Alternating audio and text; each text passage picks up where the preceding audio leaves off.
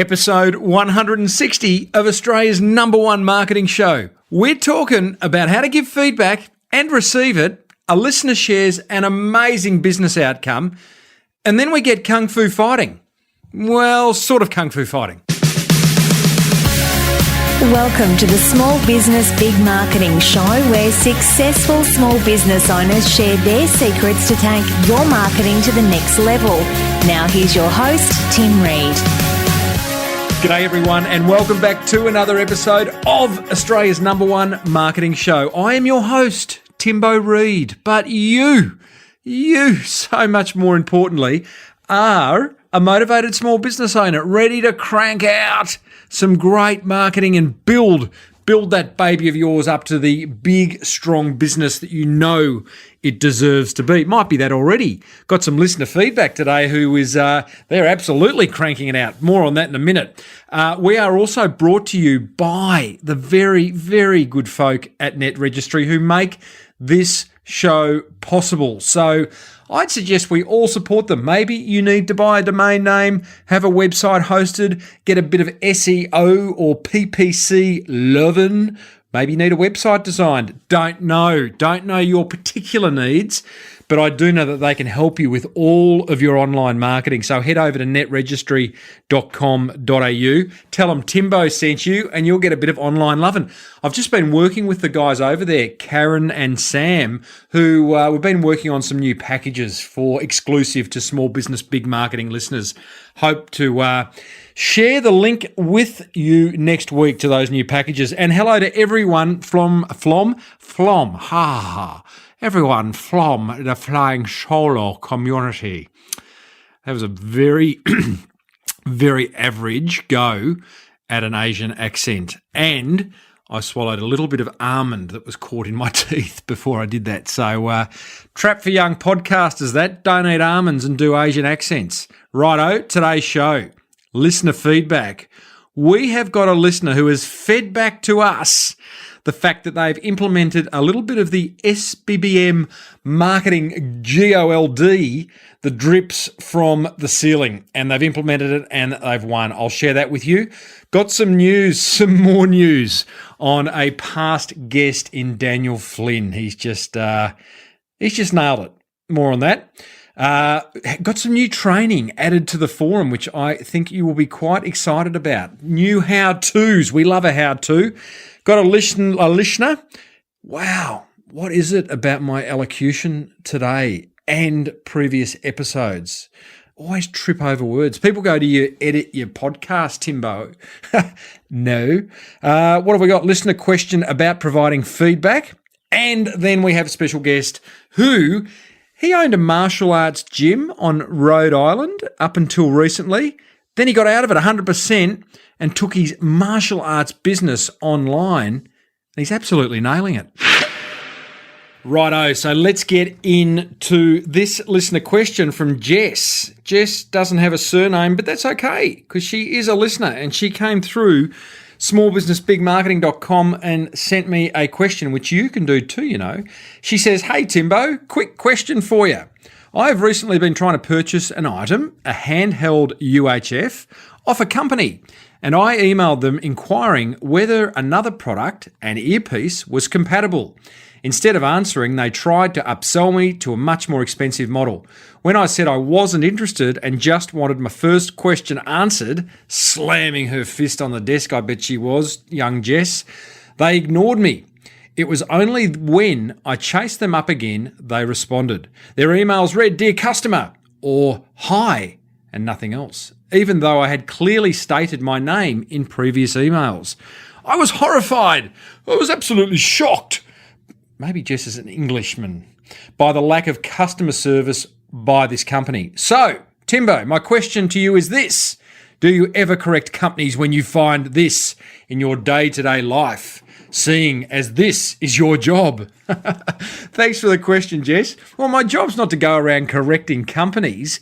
My job, my love, my passion, my why is to help the small business owner crank out great marketing to build their business. And feedback is part of that. Let me answer your question, Jess. I think feedback is very useful. That's what I reckon. I don't think we can give enough of it. How else can we grow? You know, I love getting feedback, but here is the but. It's got to be constructive feedback. You know, I think anything but is coming from the wrong place. I think if you are going to give feedback to someone, it has to be constructive, it has to be useful, and it has to come from a place that will help the person receiving that feedback to improve. And I also think you've got to remember that people are in different spaces at different times. So you don't want to be giving feedback to someone who's feeling pretty low, pretty down, and make their day worse. I just think it's always good to come at it from a constructive place. Another thing, Jess, is that as a business owner, if you're not getting any feedback, business owners out there, I know you're there. You're in 110 countries last time I looked. That's how many places this show's getting downloaded.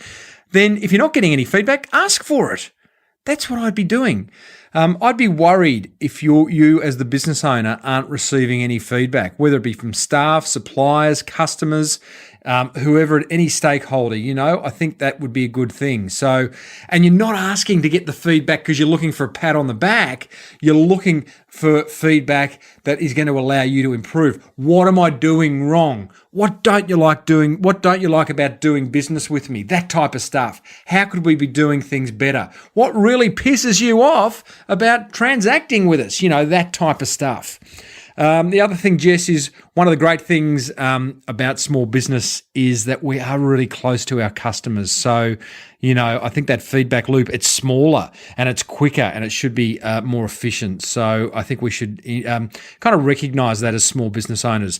And finally, just small business owners, listen out for feedback. Sometimes it's not going to be direct. Someone's not going to tap you on the shoulder and go, hey, owner, here's some feedback for you. But sometimes people, I find myself even doing it, you know, you might drop a little idea or tip or bit of advice when you're talking to an owner, but you're not directly saying, hey, here's my feedback.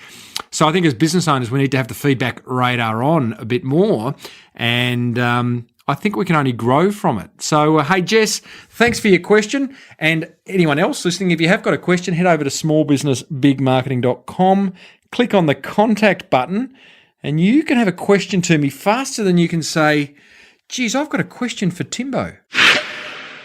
Now, speaking of feedback, I have got some very inspiring feedback for us all, not just me, but for us all. It is from Lee at I Would Like, and I'll spell that. It is the letter I, then would, WOOD, like.com.au. Now, Lee, don't know whether you are a boy or a girl, but that's kind of rude of me to say that. So I will, if I refer to you as one or the other and I get it wrong, I apologise up front. You say, well, Timbo, this is all your fault. We run a family business operating for over 35 odd years. We work in the manufacturing industry. Oh, by the way, it's a little bit lengthy, this feedback, but there is value in it. There is learnings in it for us all. We work in the manufacturing industry, so the last 5 years have been tough. Our historical success almost turned into our downfall. As a company, we were in a very strong financial position. Because of this, we took a long time to respond to the market changes caused by the GFC. Isn't that interesting? I just pause from the letter, but, you know, when we have success, we can often pause thinking maybe we think we've made it, maybe we get caught up in that success, maybe we just think it's going to last forever, but it doesn't. Often it doesn't. Back to Lee's letter. We ate into our capital reserves in the hope the good times would return. The good news is the last 12 months have seen some significant improvements in our company, most of which fall under the marketing banner. Love that. We have redesigned our website, incorporated more video, customer case studies, etc. Started a regular direct mail campaign, tracking results and click-throughs. Yeah, great. Can't manage what you can't measure, Lee. Started a YouTube channel, changed our advertising strategy from product advertising, here we go, to being purely about driving people to our website. Very clever, very clever. It's not all about trying to get the sale immediately from, you know, one campaign. Reduced our marketing spend with traditional methods, e.g. magazines. we are starting to see some results. Funny thing is, we actually spend less dollars on marketing today than we did 5 years ago, although we do spend significantly much more time. Gee, that's important. Let's just talk about that for a minute. The new world of marketing, the brave new marketing landscape, it is generally cheaper than the old world, the advertising, the direct marketing, the sponsorship, all that type of stuff. But it does require an investment of time. And what I wish for you, the small business owner, I've said it before and I'll continue to say it, is that I want your marketing to become a hobby. I want you to love it, not a chore, a hobby. I want you to love marketing your business, okay? Back to Lee. However, the biggest change is about to come online. Our newly applied web analytics showed us some significant information, mainly a part of our market that we believe to be reduced from its heyday was actually some of the most popular product pages on our website. This market was always the poor cousin to our main product lines. Exciting stuff here. Well done, Lee. So Lee's looked at her analytics, seen she's getting some significant action on pages that were generally from market that they didn't pay much attention to. I bet that's changed, he said knowingly. Back to Lee. This led to our I Want the Best campaign being launched about 10 months ago, targeting this market. The end result was we have seen wait for it, not one, not two, not three, not four, not five, but a 600% increase in sales on some product lines. We are now capitalising on this success, taking it a step further. We have now created a new sister company with market-specific branding. Wow, that's clever. I think you'll like this video. It makes heavy use of Fiverr. So she sent me a great video, or he, I should say. At a recent meeting, I quizzed the staff at their guess of the video cost. Estimates ranged from $4,000 to $8,000. In fact, it cost $75. Love it. I'll put a link to the video in the show notes, listeners. Back to Lee. So why is this all your fault? Well, we discovered Small Business Big Marketing a couple of years ago. I can confidently say most of the ideas, design and strategy for the new site have come from you and your guests on your podcast. Very, very touching, Lee. Finish off. I've never worked harder and have a renewed drive to make this business successful. Just wanted to drop you a line and say thanks. Reckon I owe you a beer or three. Lee, I love you. I do. I really appreciate feedback like that. But what I appreciate more is the fact that you have listened, learned, and implemented. You have taken action. And I've got to tell you, if there is one linking factor between the 160 odd guests, give or take, that I've had on this show, is that they're all action takers, every single one of them. They don't wait for it to be perfect, but they believe in an idea and they take often swift action. And I love that. Lee, thank you. Really appreciate it. Again, Lee is from iwouldlike.com.au. That is WOOD. And appreciate the feedback. Well, what a positive show this is. And to continue the positivity, I just wanted to give you a quick update. I received this email today just before I hit record, and past guest Daniel Flynn of the brand Thank You. If we don't know who he is already, we've spoken about him enough. He is doing some great things, and Dan has just been named the 2014 Victorian Young Australian of the Year. Big round of applause for young Daniel Flynn. Head back into the archives at Small Business Big Marketing. Click on the podcast button. You will find, in fact, not one, but two interviews we've done with Dan. He's had a massive year. You know, he got his water he's got water, health products and food products into the two biggest supermarket chains in Australia after an amazing campaign. And he's just doing great things, basically saving the world. So a big up ya to Daniel Flynn of Thank You. So it's time for a bit of a Small Business Big Marketing Forum update, and it is rocking along in there. There are a bunch of motivated small business owners in there having their marketing questions answered by me on a daily basis, and they're also pushing each other along to do some fantastic marketing. Lots of questions being answered, but there is also a classroom section of the Small Business Big Marketing Forum that is full of lots of marketing training that I've created over the last few months and years. And this week, I've just added 2 new modules to it. One is all about nailing your email productivity. So not email marketing, but a bit of inbox relief, a bit of like just getting on top of that crazy amount of emails. And I did a wonderful webinar about a week ago with Paul Higgins of Think to Act.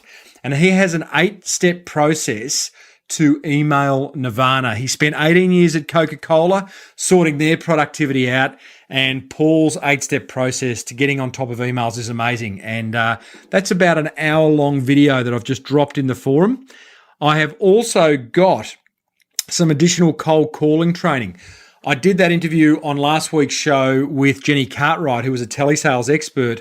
Subsequent to that, I have got an interview I did with Justin Lejoux from appointmentsetters.net.au, and Justin shares his top 10 must-dos for when cold calling. And what I love about this chat with Justin is that it verges on the spiritual. Now, I don't mean woo-woo stuff, but I mean just really, really going inside yourself and understanding the kind of energies that you put out and the way you can create a conversation when you are cold calling that comes from a place of caring and of, what's the word I'm looking for here? That it's just an honest approach to cold calling. So it's a really wonderful interview with Justin. I suggest you get over to the Small Business Big Marketing Forum. All you have to do is go to smallbusinessbigmarketing.com, click on the forum button. It's $49 a month, and you will get that back in a heartbeat. I'll see you inside. Okay, let's get stuck into today's guest, so to speak. It is Daniel Faggella of the scienceofskill.com. And what I like about Dan is that he was running an offline business, a martial arts gym in Rhode Island in the United States. And he slowly but surely, well, actually not that slowly, over the course of about 15 months, was able to sell his offline bricks and mortar business and completely go online by creating a whole lot of revenue streams online. It's a very interesting story. He explains exactly why he did it, and more importantly for you and I, the motivated small business owner, how he did it. It's not as hard as you think, and I think one of the big takeouts of this interview is it'll get you thinking about what you can do if you are a bricks and mortar business not selling online, what you can do to maybe add an additional revenue stream to your business that is online and open up an entire literally world of possibility.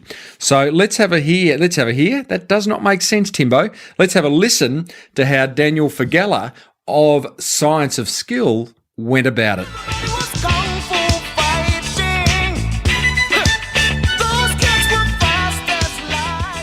Daniel Faggella of Science of Skill and a number of other businesses. Welcome to Small Business Big Marketing.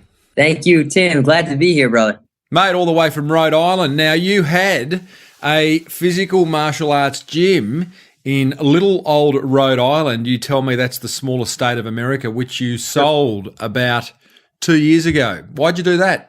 It was actually a little bit less than that. But yeah, we essentially I'd sold that business. I've got some other projects I'm really excited about in Boston and kind of the technology world. But B, we had surpassed the monthly income in our physical academy with our online martial arts instruction within about half a year of teaching martial arts on the internet. So leveraging our same marketing tools, obviously a lot of the same techniques we're doing in our physical location and just expanding it to a wider audience. So that was kind of the inevitable transition for us. I think this is interesting because, you know, I know for a fact that a lot of the listeners of the Small Business Big Marketing Show own bricks and mortar based businesses, right? And I know that, you know, not every single one of them is absolutely nailing it in an offline sense. And there's probably a whole lot that could move their business online and open up their customer base to the world. So let's talk about that transition. Did you have a whole lot of online experience prior to moving your business online, Dan? Yeah, I didn't have a lot. I mean, to this day, for example, I mean, I can't write, a lick of code. I don't know. I don't know how to do pay-per-click advertising myself. I have a guy. So there's a lot of things I wasn't good at. The only things that I knew were basically setting up our martial arts gym website. And honestly, I kind of hired somebody to do the majority of the work. So my experience was, I know how to use Aweber. That was pretty much the extent of it. Aweber being the email autoresponder software. We'll come to that because you built a pretty decent list. And I want to talk about how you did that. But this transition's really interesting. And I'm glad actually that you weren't some kind of online guru, because that makes the transition braver and achievable, I think, for anyone listening to this. So tell me about the point where you're in the gym every day, you're teaching martial arts face to face. Tell me about that point where you've gone, okay, we're going to go online. What did you do? Yeah, well, the first thing I did, to be honest, I mean, in the beginning, we didn't build momentum very fast. I only had a very limited amount of time to work on what I was kind of referring to playfully as the online project. It was basically like Tuesday night. So all I did differently was I started filming a lot more. I'll tell you that much. And we started saving up a pretty big backlog of pretty much everything we were doing on the mat. So I tried not to spend too much extra time. I just put a camera on what I was doing every day, which now we, with other martial arts, we pretty much give them the same advice. You just put a camera on the stuff you're doing already. We started loading it up. We put it on YouTube, and we popped out a couple blog posts and things like that every week. And then it was just really focusing on distribution. So the biggest thing for me was just designating, okay, Tuesday night, even if it starts at darn 9 o'clock, if I don't even have time for a shower, I just sit down in the office for an extra couple hours, process these videos, put up some blogs and focus on this presence. So it was a little bit of a time crunch, but that's how it started off. Oh, that's interesting. So, and those videos, I'm guessing you might even look back at those early videos like I do my early episodes of this show and kind of go, oh, really? Were they that bad? But you got to start somewhere. You do, man. And some of it was not great stuff, I'll be honest with you. But at the end of the day, we had a terrible camera back then. But at the end of the day, many of those programs we still sell. And, I think we've gotten maybe 2 emails about, hey, your camera is from, 19, you would, but that's about it. So, so you had to eat it a little bit, but, we fought and made the transition anyway. So Dan, just to understand that, you obviously the gym, what was the name of the gym? The gym is Black Diamond Mixed Martial Arts, still around. Black Diamond, okay. So Black Diamond Mixed Martial Arts on Rhode Island had a website. Yes. You then added a blog. You started filming some stuff that you guys were doing on the mat. You were offering some advice in those little videos. I'm guessing here. Tell me if I'm wrong. And you were just posting them on YouTube, uploading them to YouTube, embedding them into your blog, writing some posts, making some comments, and starting to build a bit of an audience that way. Yep. At that point, what you're offering is free. Yes. At what point and how did you go about starting to charge for that? Yeah, well, that was sort of interesting as well. So I had done like some kind of minor and fleeting efforts in the past of having a couple paid programs, which I did like through PayPal, and they were like really, really small time, launches and announcements. Really before I ever focused on the thing, it was just kind of like small stuff. But the way that we really started transitioning into a paid model, to be honest, it was very, very important for us early on to partner up with somebody who had massive distribution. So I found a guy who happens to have one of the biggest fan pages in the Brazilian Jiu-Jitsu space. He's a good buddy of mine. And he wasn't a buddy of mine at the time, by the way. I met him at an event. I called him before. We kind of got to know each other. And basically, I knew the marketing, and he just had a bunch of traffic and wasn't as familiar with marketing and the limited marketing automation stuff I had. So we both did some filming, put some product together, and then we primarily used his presence, not mine, to launch it. And then when we split the profits, I was able to still expand from there and build a pretty darn sizable list basically off of, his traffic, my marketing efforts. So that's how we took things off quickly. So what was, you put it behind some kind of paid wall? Yeah. So we created a membership program for $37 a month, specifically around the stuff that, the perspective of jiu-jitsu that we have, which is kind of more on skill development, and, goal setting and structured training. So, month by month program and, devoted to different areas of jiu-jitsu, devoted to, the goal setting process and procedure, pre-competition preparation, a whole bunch of different modules that sort of rolled out. And then we just opened that thing up to the world.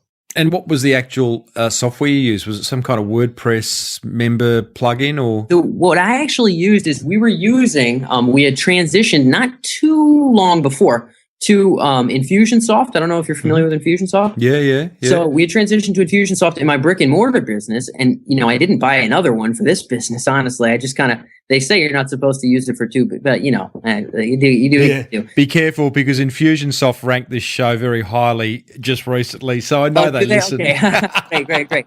Well, they're good guys. I like. Yeah, they're good guys. Right. And I think they like me because I pay them a lot. And we recently started paying them like another $100 a month, and I go to their events, and I throw dollars at those guys, so I'm sure they're happy. Yeah. But either way, we started using Infusionsoft, and they have something called Customer Hub on the back end, which I think is about $79 a month.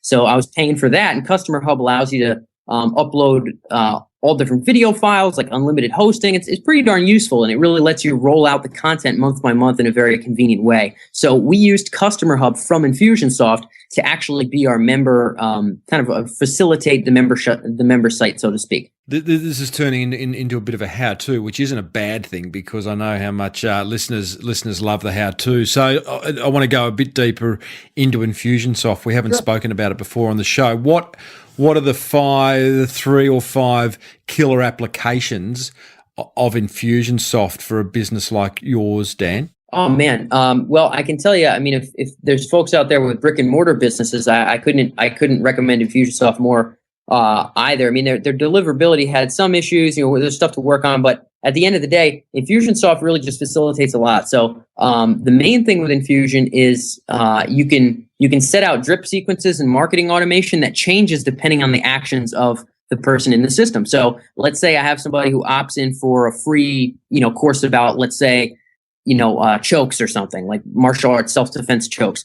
So they get this free course, and then they get a bunch of free articles and things like that. And then we bring them to an eventual page where they can pay. And it not only is a CRM, but it also processes payments. So I get to see when they make that purchase and then switch them to automatically to a different sequence, which can then upsell to a different program, talk about a different topic, kick off a phone call. Thank you for making your first purchase. I really appreciate it. Kick off a notification and send out an email. Send out a mailer in addition to an email. So it can kick up tasks. So the differentiation in the marketing automation is just massive. And we use the same exact functionality for our physical gym. Basically, I just took it online. Yeah, right. Does that do your head in trying to figure out, okay, so they bought that, now I'm going to direct them to this, or they decided not to buy that and they abandoned the shopping cart, so I've got to send them here. How do you plan all that out? Yeah.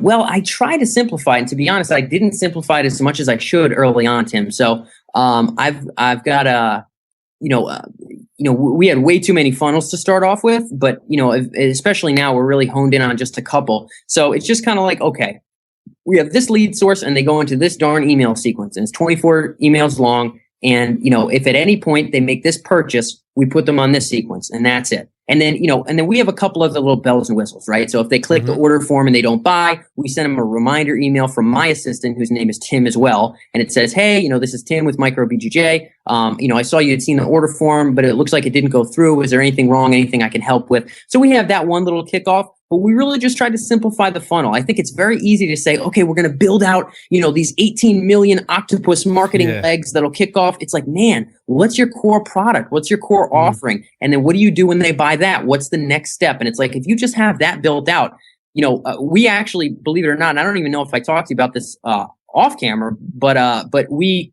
now I teach a lot of not only martial arts gym owners, but folks in guitar, folks who are, teaching mental confidence, all kinds of things, to do the same thing that we did, which is teaching our passion. And the main thing I say is, most people who say they want to teach their passion online, if you go online, you find their name, you find their website, they don't have a way for you to opt in and buy something. It's like, they have everything but that. They have a fancy blog. Their logo looks nice. Maybe they do have emails, but there's no darn core offer. So for me, it's what is your core offer and just drive to that. That's how I try to simplify it for myself. Yeah, it's almost like even if you aren't selling anything online, I say to a lot of the small businesses that I come into contact with, it's like, your website isn't Facebook or YouTube, i.e. people aren't coming to it every 5 minutes of the day, right? So for most small businesses, a prospect will come to their website once, maybe twice, at the best 3 times, just to check them out. What do they do? Who are they? Where are they? That type of information. So the idea of actually grabbing their email address and building a list is just, it's now, I would say it's now marketing 101. Oh, completely. And for our martial arts gym, man, we'd have nothing without that. I mean, again, I live in such a small town. If we had to start from scratch every single day with no recorded contacts, nobody previous to reach out to, we'd be doomed. It'd be all over. So, in our small town, we cycle through emails on our past students and our prospects. We find who opens those emails, and those are the people that we do our cold calls with. I mean, it's essential stuff. So that was really a thing for me, is like, okay, what is that main funnel? Make sure that opt-in is prevalent, make sure it's everywhere, and load people into that one system and then refine that one system. Yeah, totally. So, okay, so you have built a list, Dan. How big's the list and how long did it take you? Yeah, so our list now is just shy of 20,000 actual folks who can get the email. So not like a list of 20,000 emails, but a list of close to 20,000 people who can actually get them, not counting opt-outs and all that stuff. And that's taken us a little bit over a year. So actually just about 12 months, pretty much to the day. We started working on this mid-October of last year. Okay, that's a really, really good rate. What was what did you do on page and what did you do off page? So what I mean by that to anyone listening is obviously what did you do on your website to capture that information? You must have offered something, and what were the tricks behind that? And then what did you do offsite in order to drive traffic to the website to capture? Yeah. So, okay, the most important things for me were really 2 things. It was content marketing, and then it was also joint ventures and affiliate marketing. So I'll explain. On our own website, we have blogs, we have videos we're constantly uploading, and the videos have tracking links that go to opt-in pages. The blogs have related banners and related images and related links that go to various opt-in pages. Not so much that it's like freaking people out, but enough that it's like, hey, if you're reading an article about leg locks, and at the very bottom of the article is a banner for a free 45-minute leg lock seminar that I taught. Well, by golly, I mean, if you read the whole darn article, why don't you just opt in and get it? So, so content marketing was very important for us. We did that on our own website, but the most important thing for us, Tim, really was getting the trust of about a dozen other websites in our niche, many of whom are pretty notable and sizable. One of them's like a PR4, one's like a PR5, halfway decent for like a tiny niche. I mean, Brazilian Jiu-Jitsu is like, it's a ridiculously small niche, comparatively speaking to many other things. So, so we gleaned their trust, and we did the same thing on just so many other websites. So it got to the point where, I could basically get hit by a bus, and there's not going to be a day that goes by where we don't get a bunch of different opt-ins from, wherever they are in the world, simply because there's too many links out there. There's too many links on too many websites and too many videos. We have videos on other people's channel that drive to squeezes, videos and posts on other people's websites. So that was massive for us. Okay, so let's just talk about that. Sure. So it's all, we can control what happens on our own sites. You've spoken a little bit about these fan pages. Yes. How are you getting your content and the ability for people to sign up on other people's sites? Well, first and foremost, and this has been important, and there's whole like systems and ways of going about this that have been really important for me.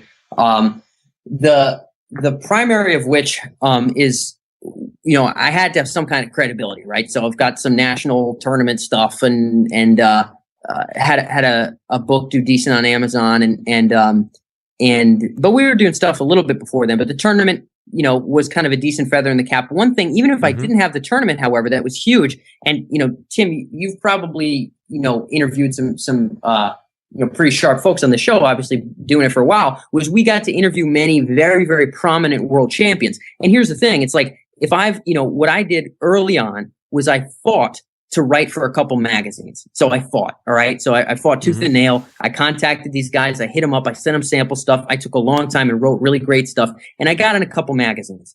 And I don't even really do it too much anymore unless I feel like it. But I did it to say that I did, because now I can go to these websites and say, hey, I've written for Jiu-Jitsu Magazine and Jiu-Jitsu Style Magazine, and I recently interviewed this world champion. Can I write you a free article? You'd have to you'd have to be in the middle of having a stroke to say no. I mean, it's just ridiculous. Yeah. I mean, you have to say yes. That's what you say. You say yes when somebody says that. So that's what I did. I gave them an email where they have to say yes. So I wrote for a couple magazines, and then we made sure we interviewed some really sharp guys. And it's not that hard. I mean, you can, if you send out enough emails, customized, the person, you respect them. It's not that hard, especially if you can help them, talk about a tournament or something they're proud of, a book maybe, to get somebody on a show for, 20 minutes or so. And then we went to all these websites and say, hey, I'd love to contribute some stuff for free. So when you contribute that stuff, it's all about getting a link on either that blog post or that embedded video back to your site,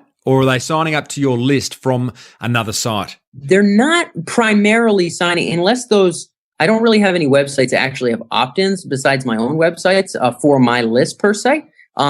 And a lot of our big traffic driving is from specific joint venture partners and affiliates who have fan pages and email lists, really. So the blogs is kind of like much lower key. But yeah, of course, the point is to get opt-ins, but the point is also to rank for important terms. So the cool thing about writing on 12 different websites is if somebody comes out with a DVD program and I want to own the entire first page for, XYZ athlete comes out with first jiu-jitsu DVD, we can just own the whole first page. And then we can have all the SEO affiliate traffic for that course without having to beat up our email list and still make a lot of sales. So we can rank our own website for some very important terms like athlete names, techniques, things like that. And then we can also really work well with JV. So we have people that have, paid us $600 to $2,000 to basically just write blogs and put them on these darn websites and rank really high for things that they're promoting. So it's not only just about driving to squeeze pages, and it's certainly not about being, too overt and beat them over the head about it. It's about good content they wouldn't be able to get from other writers,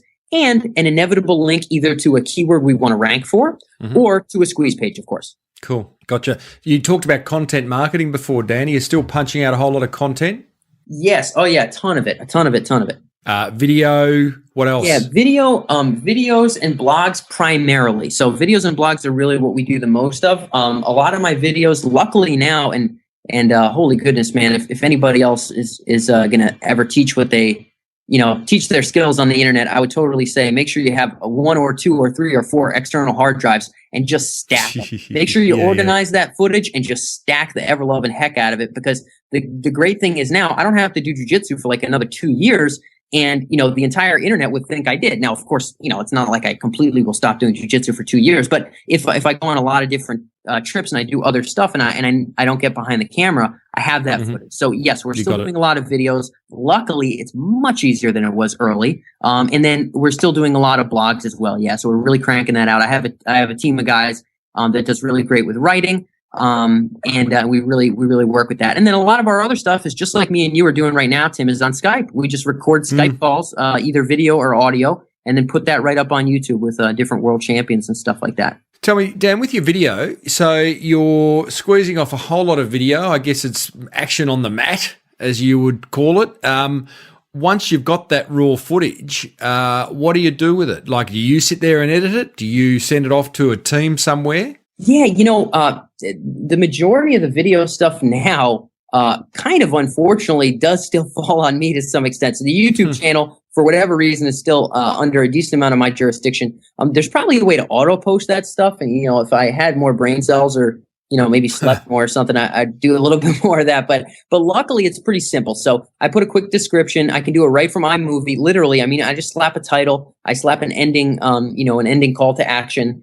We have the URL at the bottom, and it takes me, a couple minutes to put up a video, which is really nothing. So we do that a couple times a week. And then if we do a couple extra interviews or a seminar, then, we'll do a couple more in addition to that. So yeah, right now, that's primarily me. Not all of the article writing is currently me. There's some other folks that work with me. Where do you seek inspiration for content? Because I know one of the great blockages to content marketing for small business owners is, well, once they break through, once we kind of help them figure out what to write about, what's their, I call it their editorial mission, they then think, gosh, how could I keep this going for, even past a month? So where do you seek inspiration? Oh man, I don't know if it's inspiration, to be honest. I mean, I'm certainly inspired by jiu-jitsu. Jiu-jitsu is really the first thing I dedicated my mind and my body to. So I love jiu-jitsu, and so I'm infinitely fascinated by it. And that's a very easy way to get myself pumped up to create content. But to be honest, Tim, I mean, you could throw me in a pest control business and I could shoot 500 videos for those guys. No ifs, no ands, zero buts. How? I could write 500 articles. I'll tell you exactly, man. I mean, I'll just say, okay, what are your customers concerned about? Termites. Okay, great. How many ways can termites get into a house? 15. All right. Well, I can write, I mean, if you give me one way that a termite can get into a house, I can write 10 different articles about that one way, because I can just describe it in different ways. And for some reason, I've always, I think it's grad school. Did you I don't know how much. Well, no, we don't really have that. Yeah, so no, I'm not necessarily big on like my education didn't do me much solid for business, right? Like I didn't get an MBA. I was like a psychology guy, but you got to BS a lot of papers, right? Yeah. To get through school. Yeah. I mean, even in high school, middle school, you got to BS papers. You got to pretend like you read Shakespeare. I think what you've pointed out is the fact that some small business owners, they often think they might come up with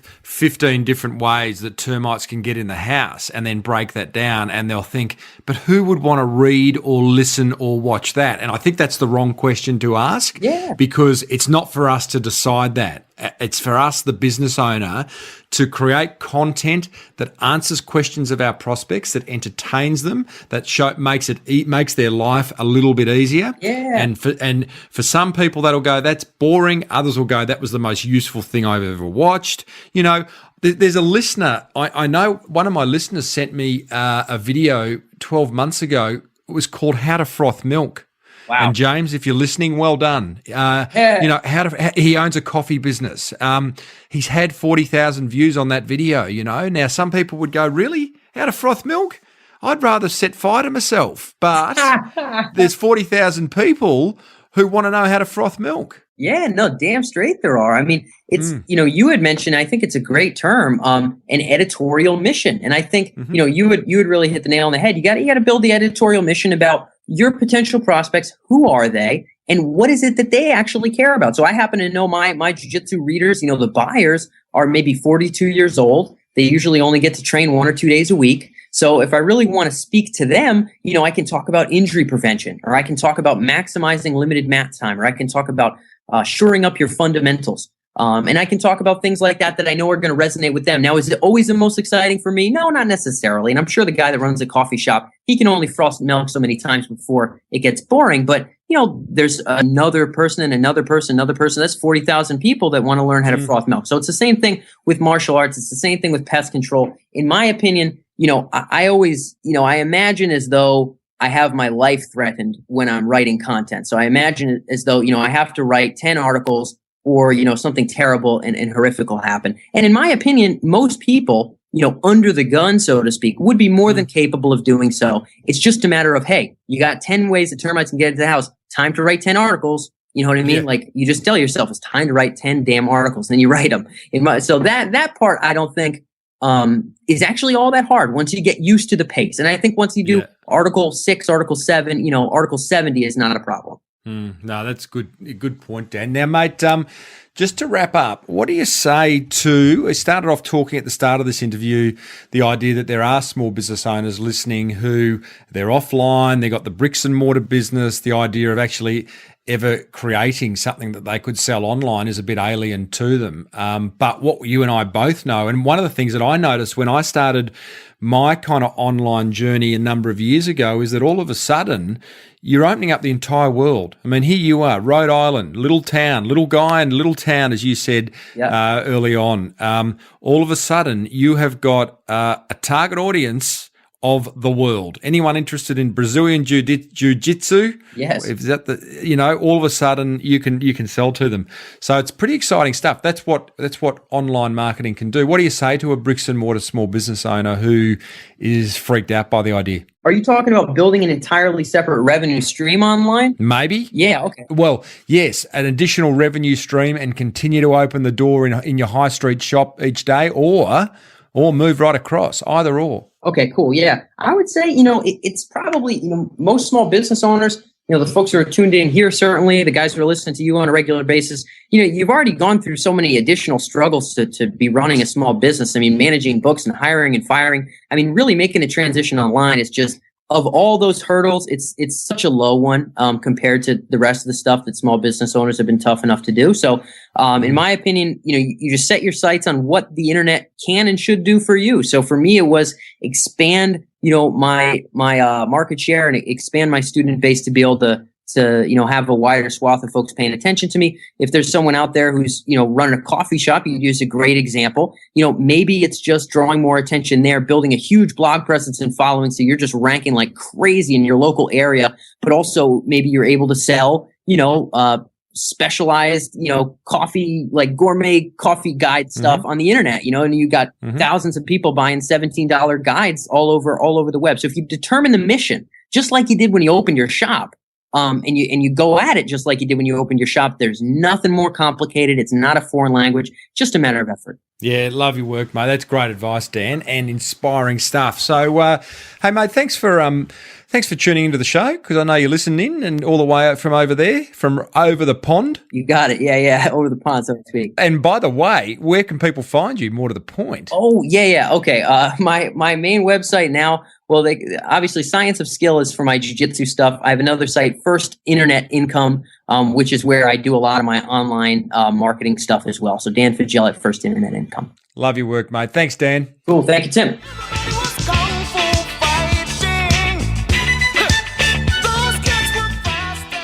Well, guys, I hope you enjoyed that as much as I enjoyed bringing it to you. I've got 4 learnings I would like to share with you. Number 1, consider adding an online revenue stream to your offline business. I don't think enough small business owners are doing it. They think it's too technical, it's too scary.